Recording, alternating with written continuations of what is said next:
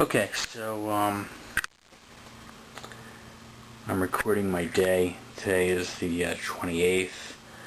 I'm obviously still loaded up with contusions inflicted by Anthony Tony Grove of Surrey, England, United Kingdom. A man who's 6'5", gray hair, 65 years old, thin, somewhat athletic build for his age, and certainly able to toss me around like a rag doll since he's at least a foot taller than me. Came from the doctor, had x-rays. The contusions are, or I should say bruises, starting to swell a bit, which I was told is to be expected before they come down. You can see this major bruise right here, which is a bit painful. I'm taking some minor pain medication which the doctor prescribed, nothing narcotic, but I guess about as strong as you can get without taking a narcotic. My eyes, a little bit, it's been sort of almost closed off. I've had to use my fingers to sort of open it, to get some tears going, to moisten my eye, and also to be able to see. And this little cut right here, it's really just dried blood residue from what was actually an open bleeding cut. And there was one other, it may not be visible in the video, but it was right about here, and it was also bleeding openly, just dripping blood. Now tonight's Friday, I suppose, going into early Saturday morning, and this happened late Wednesday night. By late, I mean about 11 o'clock.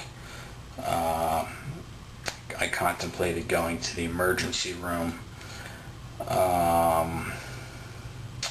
but in the end I decided to wait it out because I don't have health insurance, and I thought it would be a bad idea to run up, untold thousands, maybe tens of thousands. I don't know if that's an exaggeration. I think it can be easily done. Large thousands and thousands of dollars worth of bills in the emergency room. And so I decided to wait until the next morning to go see my doctor, and that's exactly what I did. So the next morning around, I don't know, I'm just going to say 11 a.m., but I'm not quite sure of the exact time, maybe around lunchtime, I went to see my own doctor. And he examined me. And he then referred me out to another physician for x-rays. I had the x-rays taken, brought the x-rays back to his office, and nothing's broken. There may be a minor chip up here, but that's expected to heal. It's a little bit sensitive. When I take a shower, I'm just mindful of, pressing on this area. I have to treat it very gently. My hope certainly is that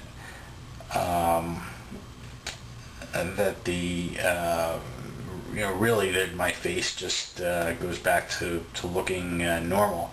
I'd like my face to go back to looking better than it ever looked before, but maybe that's wishful thinking. Best case scenario, I hope it goes back to where it was before I got pummeled. As for Anthony Grove, he's married to my mother. He's been here 2 years. My understanding is, and quite honestly, this issue of homeland security, this is something my mother brought up, but this is not something that crossed my mind. It's not a thought that entered my brain. It's not something that I was planning, but as long as she brought it up, it's on my mind now, and I'm thinking about it, and that is this.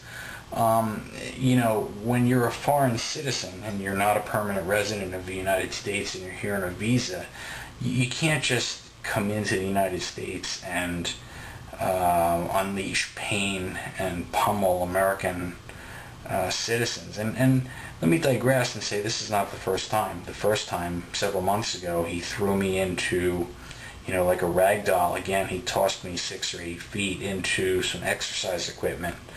There was a electric treadmill and a stationary riding bicycle. And he, because I wouldn't leave my mother's room, I was standing in the door jamb, he threatened to eject me from the room.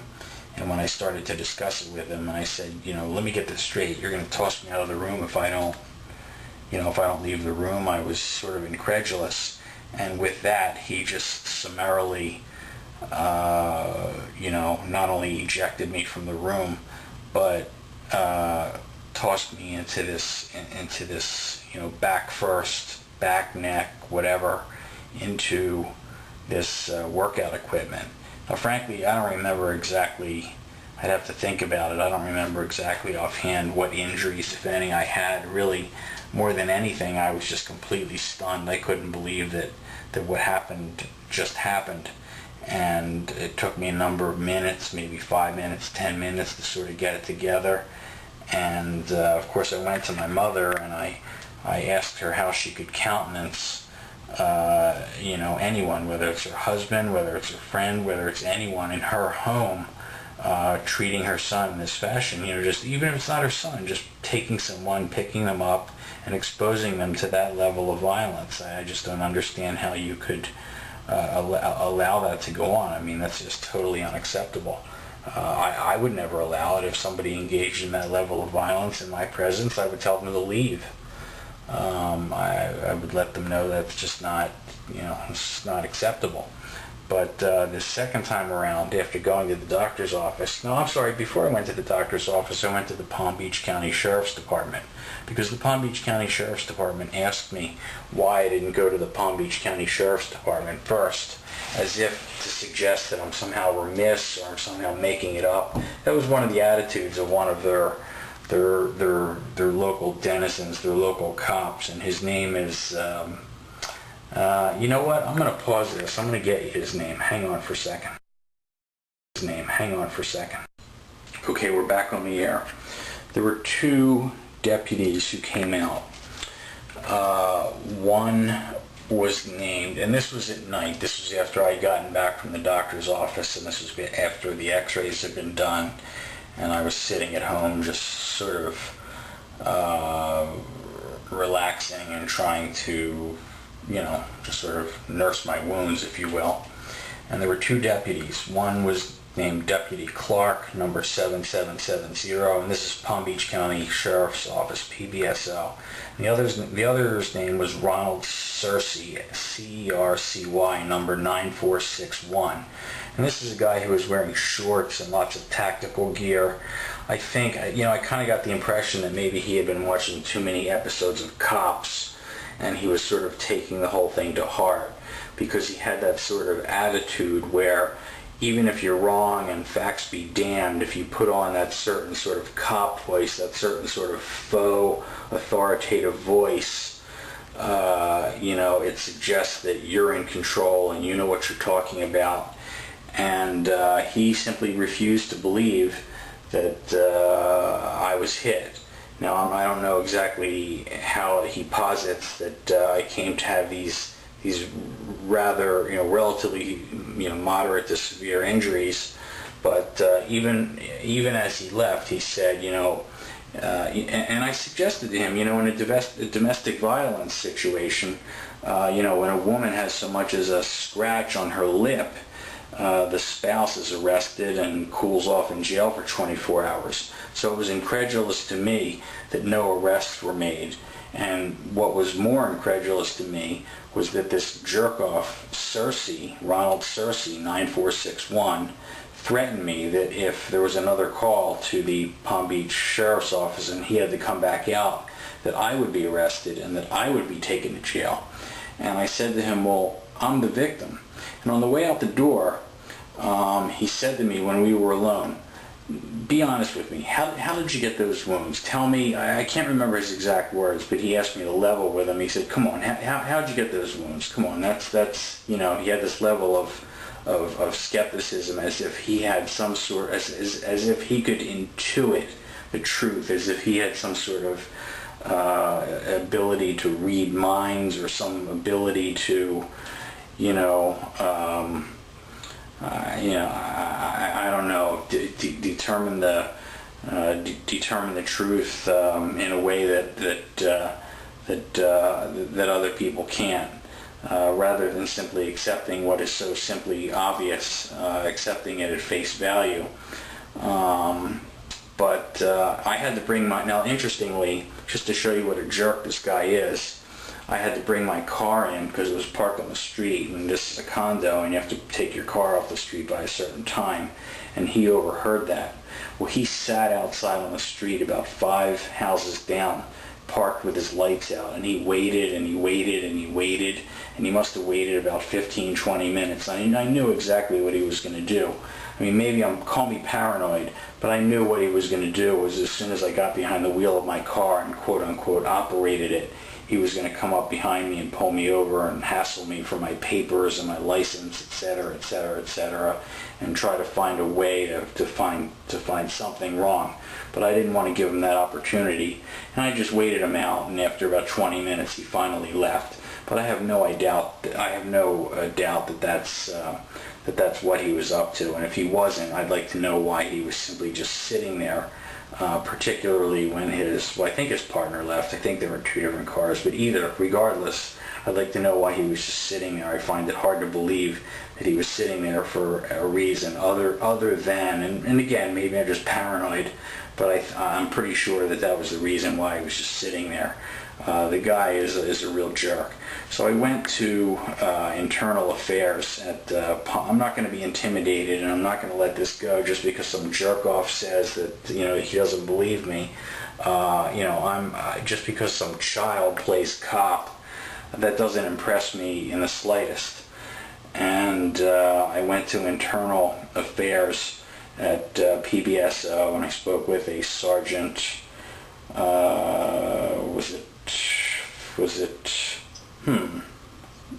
Was it Phillips or Kennedy? Bradford, Internal Affairs. He had me fill out some forms. I still have to follow up with some additional forms. For some reason, he seems to want to have me get back in touch with these 2 original deputies. I really don't want to have any further contact with them, but it seems to me he wants me to speak with them for some reason. And I already expressed my concern that they said that if they hear from me again, they're going to haul me off to jail. But he said, don't concern myself with that, or he sort of intimated that. So I'm not quite sure where things go from here. But I said to him, more importantly, this internal affairs thing is interesting, and maybe that helps you as a department. But what my main concern is, and he told me that these guys wrote up the original report with respect to me, the police report, as a quote, man down. Now, I was not a man down. I was not stricken with anything. I was simply sitting there in a chair, totally responsive, and having a conversation. So why they chose to write it as a man down is really unclear, as opposed to, and this is what Sergeant Bradford said, as opposed to an assault and battery. And if it's written as an assault and battery, there's a decent chance, not 100% chance, but there's a decent chance that an arrest warrant may be taken out, because this, after all, then gets into the realm of being a crime. And there's a decent chance that Anthony Grove may be arrested. And of course, if he's arrested and he's attempting to become a U.S. citizen, and he's arrested for assault and battery, I don't think that will play particularly well with Homeland Security. And I'm praying to my Lord Jesus that things turn out that way, because I'd like to see this guy shipped back on the first boat to England, and never see him set foot in the United States again. The United States has enough problems without a guy like that coming in and tossing U.S. citizens around like they're rag dolls. So there you have it. Keep you posted. Palm Beach Sheriff's Office. Let me give you some phone numbers in case you feel like calling and making some phone calls. I don't want to give you the wrong idea. Don't say it's my idea, but should you choose on your own to, want to call them and voice your own opinion, here are some phone numbers. Let's see. 561, area code 561-279-1650. That's 561-279-1650. Another phone number I have is area code 561-688-3035. That's 561-688-3035. You can find other phone numbers on the internet, but the two cops in particular are Deputy Clark 7770 and Deputy Ronald Cercy, CERCY, number 9461. Guy who wears shorts and lots of tactical gear and looks like he's it's a really weird look. I mean, I don't know what he's dressing for, but it just struck me as he looked like something out of the TV show Reno 911. But anyway, all right, enough of that. Let's get to my latest project. I'm going to stop the tape and then I'm going to restart, or not the tape, the memory, and I'll restart on my latest project.